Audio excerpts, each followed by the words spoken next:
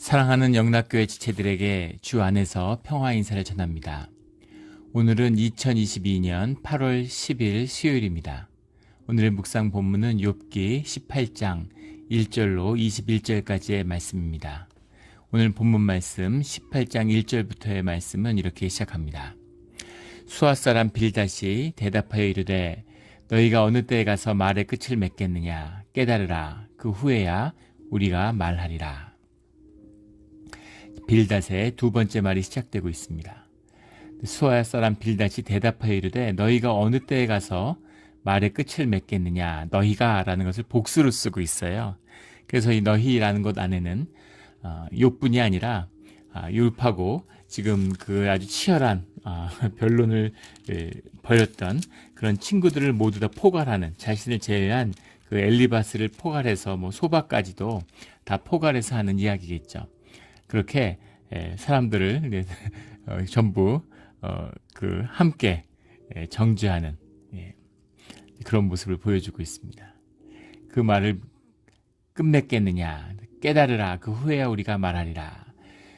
그 우리가라고 또 복수로 말하는 걸로 봐서는 또 그렇게 친구들과 함께하는 그런 모습일 수도 있겠죠. 그런데 이런 논의 자체, 이런 변론 자체가 굉장히 이제 빌닷은 화가 난 거죠. 왜 화가 났을까요? 깨달으라 이렇게 얘기하는데 타비누라는 말입니다. 타비누라는 말이 이제 비인이라는, 이 중간에 있는 비인이라는 말이 원형인데 이거 이제 영어로 하면 understanding 이런 의미, 이해하다 이런 말이 들어 있어요. 또 discern 같은 예, 분별하다 이런 뜻도 있습니다. 깨달으라, 또 분별해라 이런 말도 있을 수 있지만 leave off 같은 떠나다, 그래서 그만둬라, 멈춰라 이런 뜻도 됩니다. 말을 그만둬, 더 이상 얘기하지 마, 이렇게도 해석할 수 있겠죠. 또는 야, 좀 잘 좀 판단해봐. 예, 그렇게 막 이 말 저 말 하지 말고 무슨 말이 맞은지 좀 잘 분별해봐. 이런 뜻도 될 수 있습니다. 깨달으라. 그 후에야 우리가 말하리라. 그러면 내가 진리를 얘기해 주겠다. 이런 이야기죠. 3절에 어찌하여 우리를 짐승으로 여기며 부정하게 보느냐. 예, 지금 서로가 서로를 지탄하는, 또 비판하고 정죄하는 이제 그런 형국에서 왜 우리를 짐승으로 여기느냐. 우리가 다 옳은 말을 하고 하나님의 의를 얘기하는데 왜 그러느냐. 이제 이런 항변인 거죠. 부정하게 보느냐라는 게 이게 부정하게 보느냐. 원문의 뜻은 이게 정확한 지금 뜻이 기억이 안 나는데 무슨 민요 이런 뜻인데, 이것이 이제 바보 같다, 이런, 왜 우리를 어리석게 보느냐, 우리를 짐승같이 여기느냐, 이런 항변이죠. 4절에 울분을 터뜨리며 자기 자신을 찢는 사람아, 울분을 터뜨리며 자기 자신을 찢는 사람아, 자기 자신을 찢는다라고 하는 것은 지금 이 사람이 누굽니까? 욥을 이야기하는 거죠. 너가 왜 울분을 터뜨리고 그렇게 비통해하느냐, 이런 이야기입니다. 네가 주님의 징계를 받았다 그러면 달게 받아야지 왜 비통해해, 이런 이야기인데 참으로 정말 비정한 이야기죠.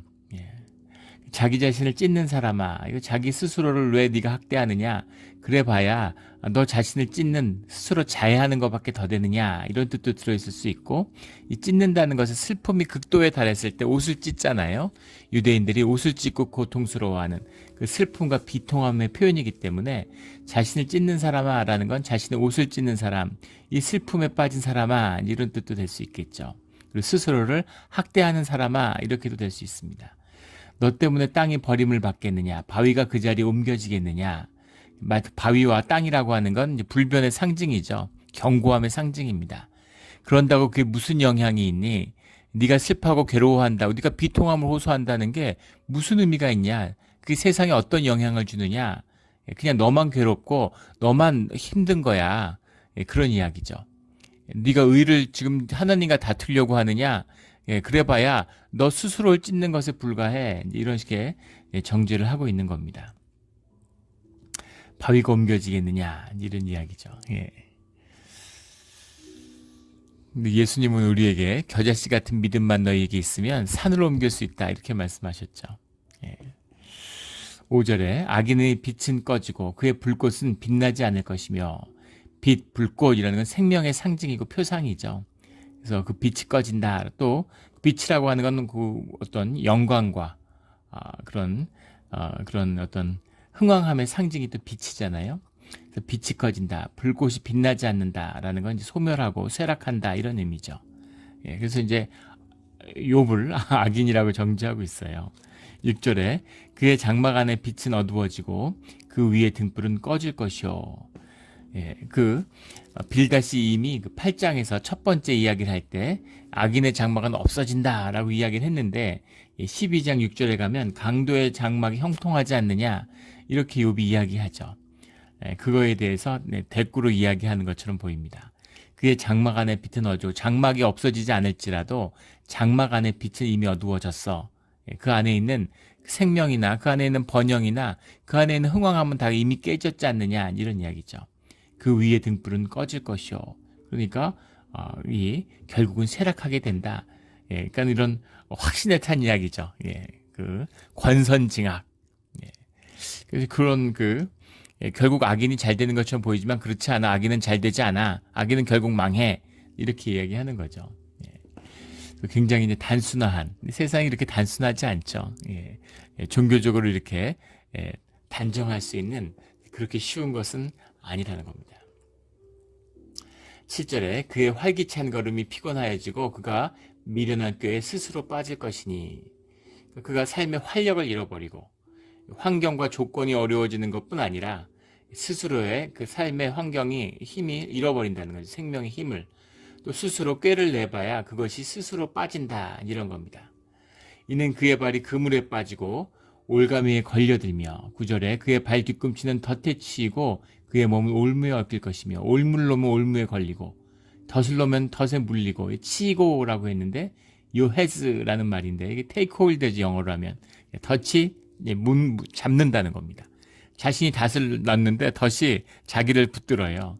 이렇게 된다. 거기에 빠지려고 할수록 빠져나가려고 할수록 몸부림을 치면 칠수록 그 모든 것이 너에게 재앙이 되고 만다 이런 이야기죠. 11절에 무서운 것이 사방에서 그를 놀라게 하고 그 뒤를 쫓아갈 것이며 무서운 것이라는 게 발라호트라는 말인데 발라라는 말에서 온 것인데 이거 두렵게 하다 공포 이런 말이죠. 발라라는 게 공포 두려움 이런 말인데 무서운 것이 사방에서 그를 놀라게 하며 두려움이죠. 나쁜 짓을 많이 하고 죄를 많이 지으면 사람이 다 영이 알죠. 그런 연기라고 하죠. 불교에서. 그런 사람들이 인과응보, 현상의 인과응보에 그 인과관계 틀에 묶여 있다는 것을 다 알아요. 그래서 나쁜 짓을 하면 죄값을 치르게 된다는 걸 본능적으로 압니다. 그걸 외면하고 자꾸 피하려고 하고 더 큰 죄를 지을 수밖에 없는 거죠.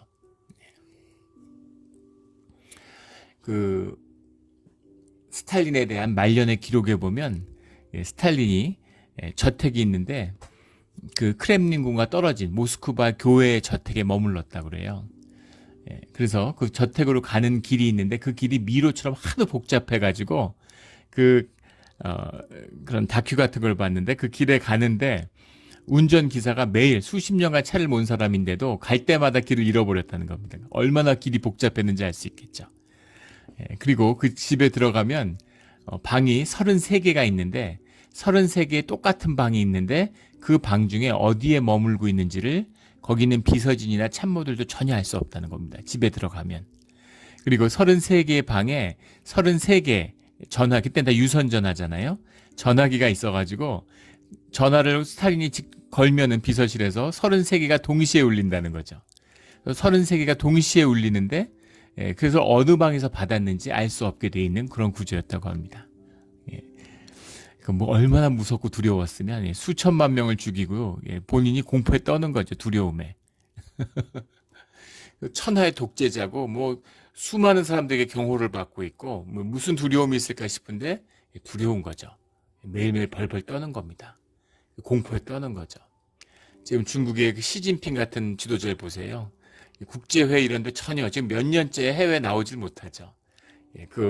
지금 숙청받은 사람이 100만이다, 300만이다 이러는데 그 사람들 다 숙청하고 막 감옥에 보내고 재산 다 뺏고 납치해서 막 죽이고 이러니까 두려운 거죠. 두려워가지고 어디 다니지도 못하고 외국을 못 가는 거예요. 참 우스운 모습이죠. 예. 초강대국의 지도자라고 하면서 무서워서 해외 방문도 못하는, 해외 갔다가 무슨 일이 있을지 모르니까 그런 거죠. 예.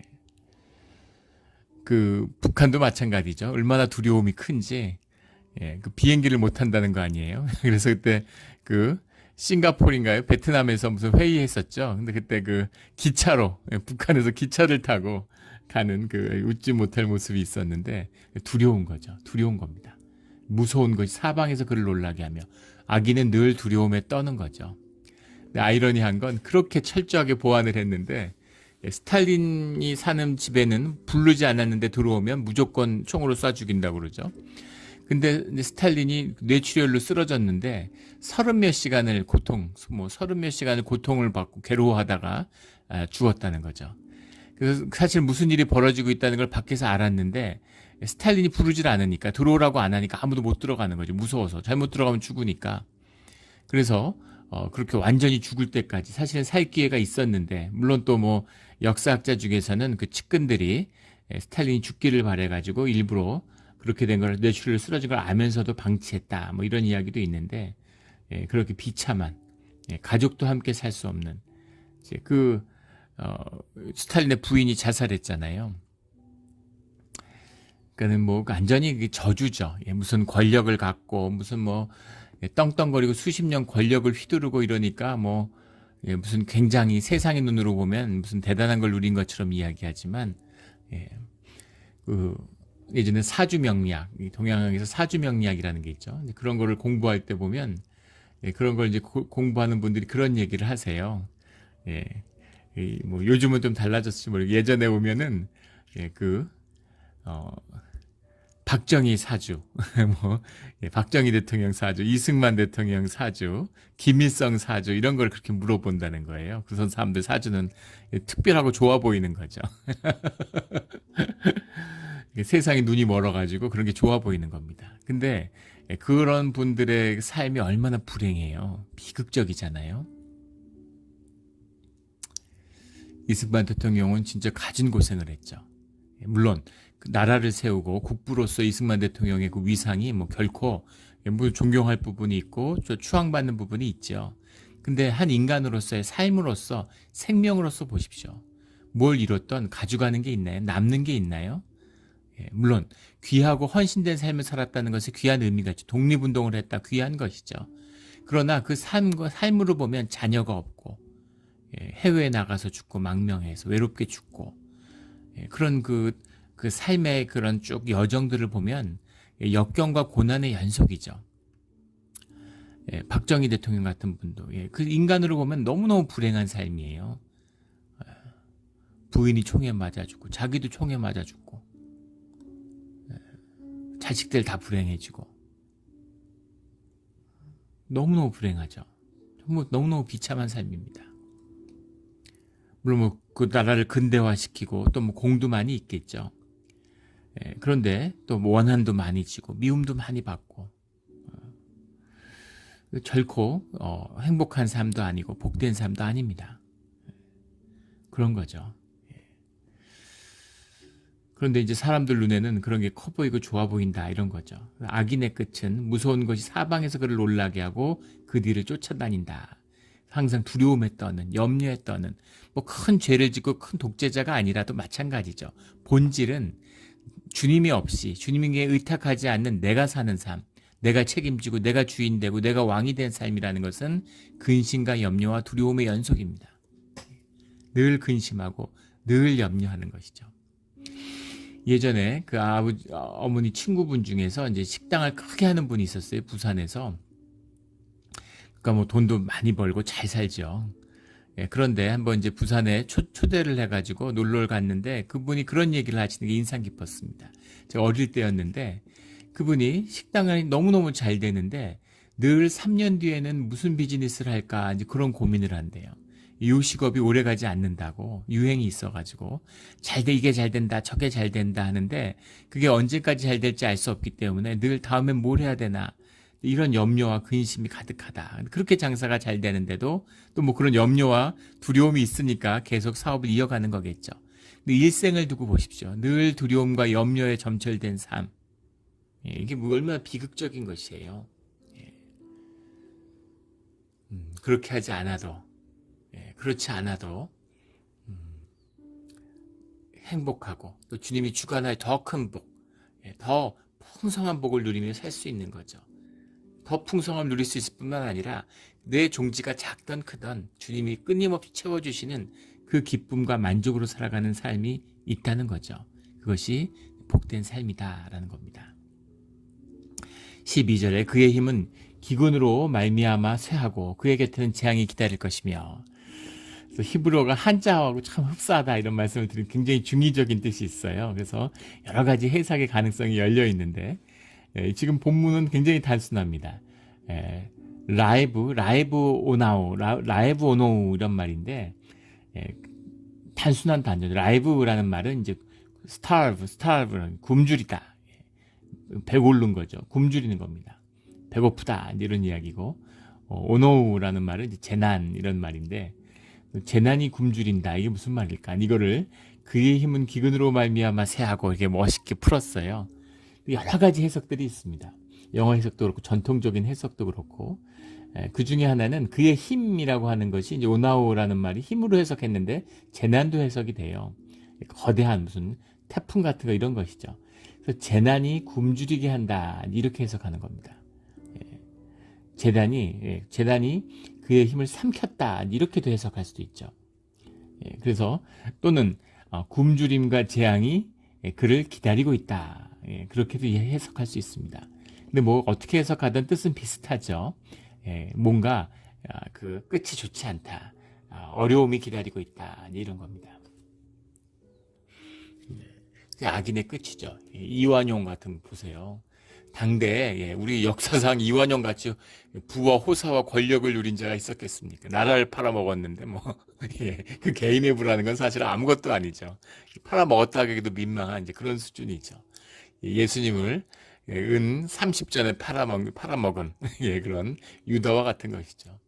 그래서 북이 어마어마한 땅을 갖고 있었다고 그러죠. 지금 하면은 지금 상상할 수 없는 엄청난 땅을 전국에 갖고 있었다는 거예요. 뿐 아니라 일본에도 돈이 많으니까 이제 엄청난 땅을 갖고 있었고, 홋카이도의 농장 같은 걸 어마어마하게 갖고 있었다는 거 아니에요? 자손들이 재산이 다 뺏기고 없어가지고 그 중에 일본으로 가서 일본에 귀화해서 일본 재산을 찾으려고 그런 이야기가 얼마 전에 뉴스에 소개된 걸 보기도 했습니다. 그런데 자손 중에 잘된 사람이 하나도 없어요. 신기하죠? 그렇게 다 공부시키고 유학시키고 재산 물려주고 이랬으면 그래도 다 잘되고 웬만하면 다 잘되고 잘 살 것 같은데 다 어렵고 다 안 됐습니다. 신기한 일이죠. 이완영도 마찬가지고 송병준도 마찬가지고 그 친일 오적, 물사오적 이런 사람들이 다 자손들이 비참해요. 악의 끝이 이제 좋을 리가 없는 것이죠. 잠깐은 좋아 보여도 또 설령 좋은데 그게 무슨 의미가 있겠습니까? 죽음의 마지막 잠깐 사는 삶, 심판이 기다리고 있는 것이죠. 심판이 기다리고 있는 겁니다. 14절에 그가 의지하던 것들이 장막에서 뽑히고 그는 공포의 왕에게로 잡혀가고, 공포의 왕에게로 잡혀간다라는 건 죽음을 의미하는 거죠. 이 삶의 공포의 주인이 되는, 모든 두려움의 주인이 됐던 그런 죽음의 심판 앞에 끌려간다 이런 의미입니다. 15절에 그에게 속하지 않은 자가 그의 장막에 거하리니 유황이 그의 처소에 뿌려질 것이며, 언뜻 읽으면 좀 이상한 말인데 그에게 속하지 않은 자라고 하는 건 이제 동물들을 의미하는 이제 은유적인 표현입니다. 유대적인 표현이죠. 이런 야생 동물들, 기르는 가축이 아니라 양, 염소 이런 게 아니라 승냥이, 들토끼 이런 것들이 와서 그 집에 거한다. 사람이 살지 않는 곳이 되었다 이런 거죠. 똑같은 표현이 유황이 그의 처소에 뿌려질 것이며, 유황이라고 해도 불이라고 할 수도 있는데 그의 처소에 뿌려졌다라는 거, 유황이 뿌려진 곳에 사람이 살 수 없죠. 그런 것처럼 우리 예전에 매년 그렇지만 이제 산불이 막 대단하잖아요. 그때 샌프란시스코 북쪽에 소노마 카운티, 산타로사 이쪽에 이제 거대한 화재가 나가지고 집들이 타고 피해를 입어가지고 우리 한인교회를 돕기 위해서 우리 노회에서 이렇게 우리 이렇게 헌금도 해서 성금을 전달한 적이 있습니다. 그때 그 지역을 방문했었는데 예, 그 집들이 전부 다 이제 그 아주 산타러스 제일 부촌이죠. LA의 뭐 비버리 힐즈 이런 것처럼 제일 부촌이에요. 예, 거기에 이제 불이 난 겁니다. 그래서 불이 나서 수천 채를 태웠는데 예, 정말 불이 얼마나 무서운지를 가서 실감했어요. 갔는데 불이 얼마나 무서운지 그 철골 구조까지 다 녹아내려서 정말 아무것도 안 남기고 다 태웠더라고요. 그런데 그 불이 그냥 다 태우고 말았으면 그걸 밀고서 다시 집을 지으면 되는데 문제는 그것을 불을 끄기 위해서 이제 비행기로 막 소방 헬기 비행기 이런 것이 이 그 소화제들을 위해서 막 뿌리는 거죠. 근데 그게 전부 다 화학 성분, 화학 물질들인데 그것이 덮어가지고 불을 껐기 때문에 그 화학 물질을 제거하고 제독하는데 수년이 걸린다는 거예요. 십수년이 걸릴 수도 있다. 뭐 이런 얘기를 하는 겁니다. 불에 탄 것보다 그 소화제가 더 큰 문제라는 거죠. 사람이 살 수 없는 거예요. 하물며 유황이 뿌려졌으면 뭐 말 다 한 것이죠. 그래서 사람이 더 이상 살 수 없는 곳, 야생 동물들이 사는 그런 곳이 된다. 뿌리가 완전히 뽑혀버려서 살 수가 없다. 이런 이야기인 거죠. 그 말씀이 16절에 이어지는 밑으로는 그의 뿌리가 마르고 위로는 그의 가시가 시들 것이며. 근데 이 말씀이 참으로 아픈 건 뿌리가 마른다라는 건 이제 그 유대적인 표현으로는 자손이 없다.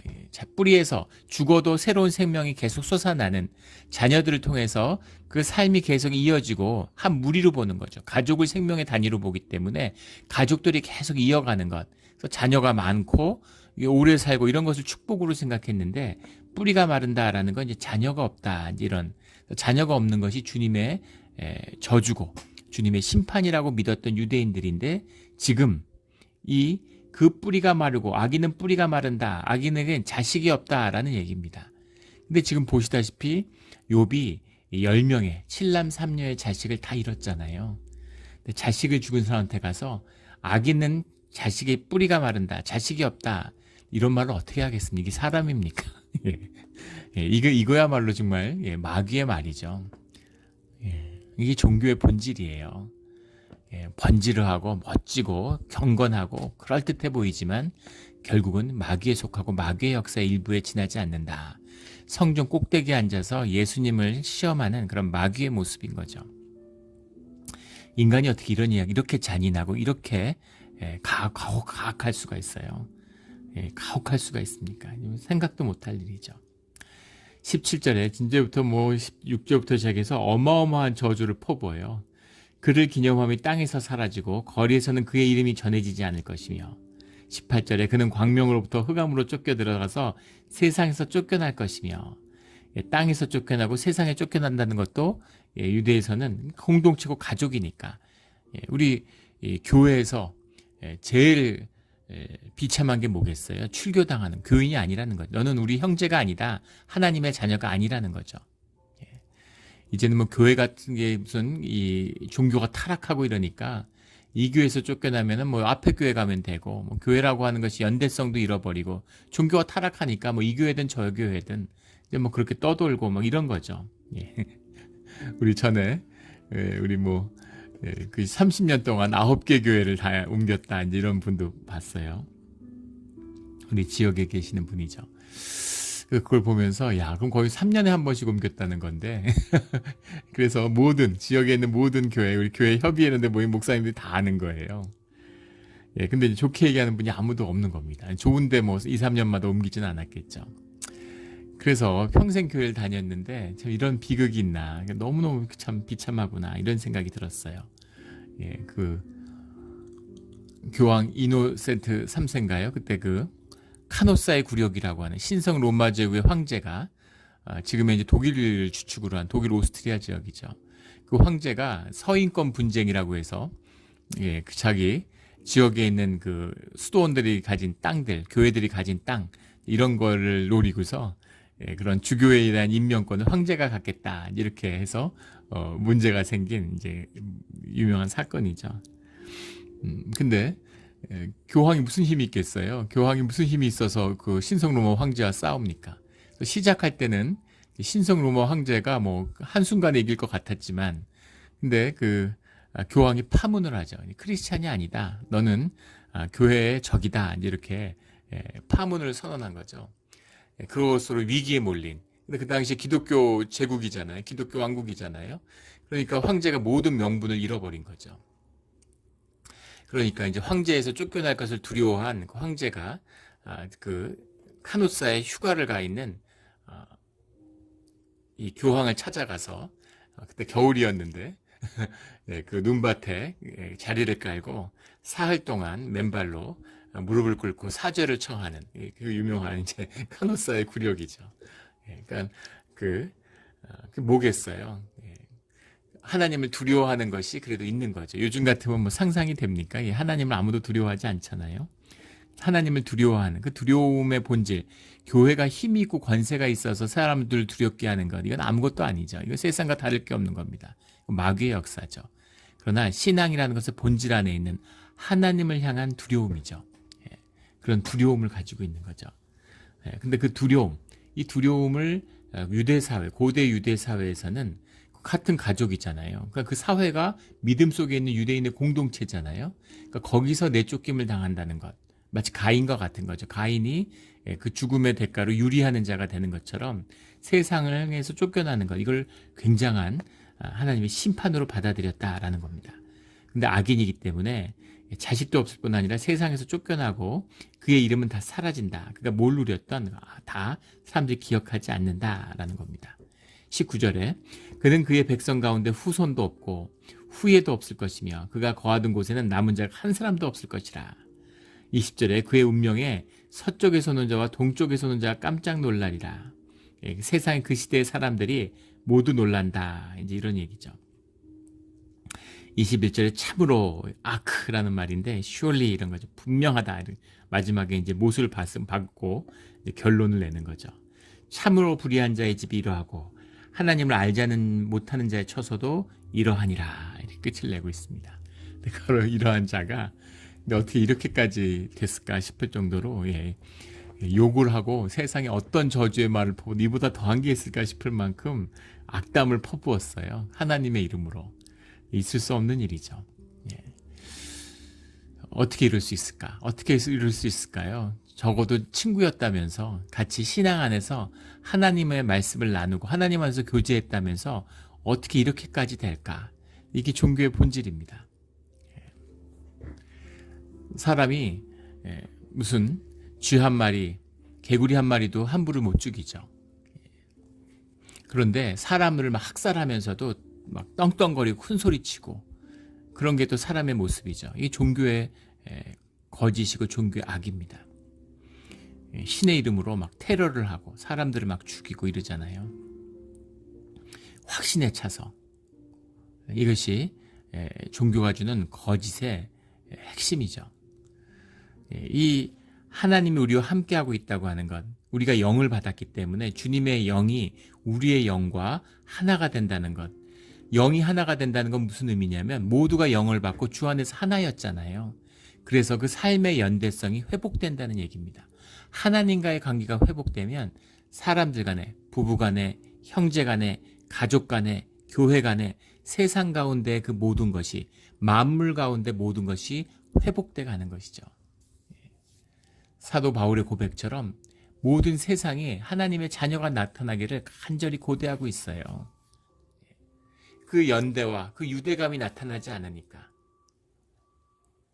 어부들이 낚시를 하고 그 그물을 막 버려가지고 그게 바다 해양 쓰레기의 절반이라는 거 아닙니까? 자기들이 낚시를 해서 그 그물을 내서 어업을 해가지고 사는 그 삶의 터전이잖아요. 근데 거기다가 막 쓰레기를 버리고 그 그물을 막 버리면 어떡하겠다는 겁니까?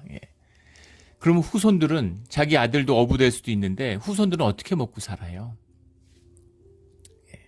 공장을 하는데 폐수를 마구 버리고 그런 거. 음식물 막 이렇게 나쁜 거만 섞어가지고 막 팔고 이러는 거.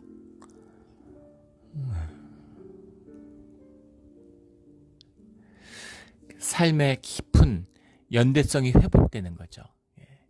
하나님의 집이 나의 집이 되는 거죠. 그 나무 한 포기, 풀 한 포기도 귀하게 볼 수 있는 눈이 열리는 겁니다. 그 심령이 열리는 거예요.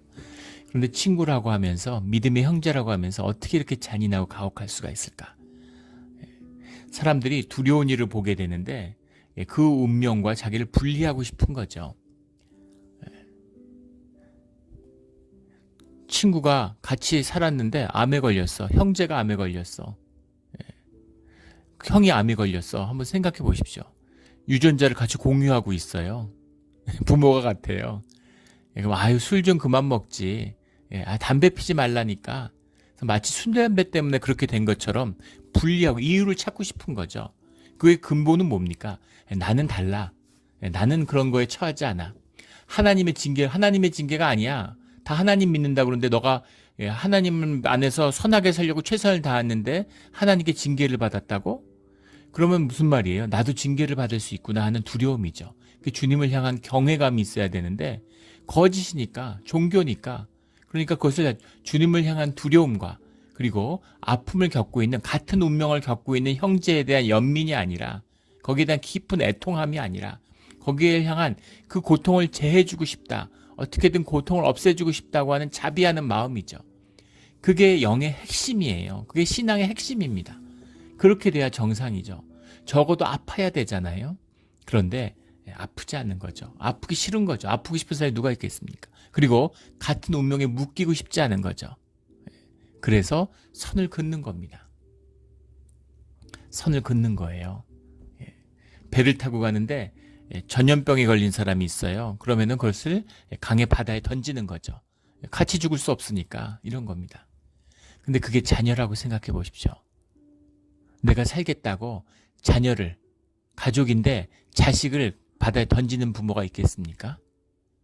죽으면 같이 죽지. 자식을 살릴 수만 있다면 내가 죽지. 이거잖아요. 이런 것이죠. 주님이 어떻게 우리를 위해서 십자가에 못 박혀 죽으실 수가 있을까? 사랑이죠. 하나됨입니다. 그러니까 그런 삶의 저주로부터 벗어나고 싶다는 마음, 그걸로 이제 장벽을 쌓고 분리시키는 겁니다. 분리할 수 되었기 때문에 정죄할 수 있고 비난할 수 있는 것이죠. 자식을 정죄하는 자가 없잖아요. 자식이 이혼했는데 너 왜 그따위로 살았냐 이런 부모 있습니까? 아프죠. 끌어안게 되는 거죠. 다 내 잘못이다. 다 내 탓인 것 같다. 이렇게 되는 거잖아요. 마음이. 그런데 그걸 분리하고 나하고 상관없기 때문에 정죄하고 비난할 수 있는 것이죠.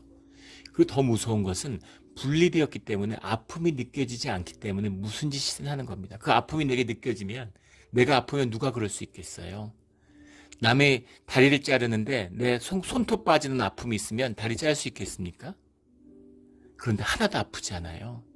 그러니까 팔도 자르고 목도 자르고 이러는 겁니다. 그래서 한없이 이 분리된 사람들, 에고의 사람들은 끝간도 없이 잔인해져요. 거기다가 종교의 이름으로 하나님의 의로 갖다가 덧칠을 한 거죠. 최악이 되는 겁니다. 그래서 그걸 아름답다고 얘기해요. 세상 사람들은 나쁜 짓을 하면 인간이기 때문에 양심의 가책을 느껴서 부끄러워합니다. 근데 종교에는 부끄러워하지 않아요. 큰 소리 빵빵 치고 다 마귀들이라 그러고 마귀를 응징했다 그러고 테러하고 사람 죽이고 멀쩡한 비행기를 폭탄으로 터뜨려서 죽였는데도 재판정에 나와서 큰 소리 꽝꽝 치는 거 아닙니까? 악을 징벌했다고 그렇게 얘기하잖아요. 어떻게 인간이 저럴 수가 있지? 그게 종교의 악이죠.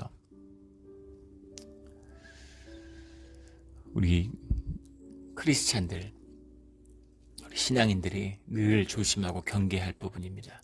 특별히 저희 같은 목사들, 종교인이잖아요. 종교가 업이에요. 종교인입니다. 물론 종교라는 건 여러 번 말씀드리죠. 옷과 같은 거예요. 옷을 입고 살아가는 겁니다. 진실하게 살아가는 게 빨아벗고 살라는 얘기가 아니죠. 그런데 몸과 옷을 헷갈리면 안 돼요. 가짜를 진짜라고 이야기하면 안 됩니다. 진짜를 가짜 안에 덮는 거죠. 물건을 포장지로 잘 싸는 것입니다. 이 비밀을, 이 진실을 절대 놓치지 않는 그런 우리 신앙의 사람들이 되기를 주의 이름으로 축원합니다. 아멘. 함께 기도드리겠습니다.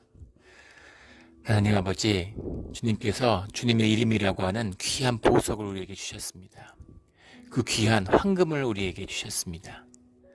우리가 세상을 살면서 세상에 눈이 멀어서 황금을 버리기도 하고, 또 잊고 살다가 종교생활 하다가 황금이 돌로 변해버린 것을 만나게 됩니다. 또 황금을 가져다가 세상에 엿과 바꿔먹고 성공했다고 기뻐하며 좋아했습니다. 주님, 늘 진실하고 주님 안에서 하나이기에 늘 애통하고 비통한, 아프지만 기쁨이 있고, 넘어졌지만 일어설 수 있고, 실패했지만 소망을 가지는 그런 주님의 신비와 이 생명의 길을 가는 진실한 우리 모두가 되게 하여 주시옵소서.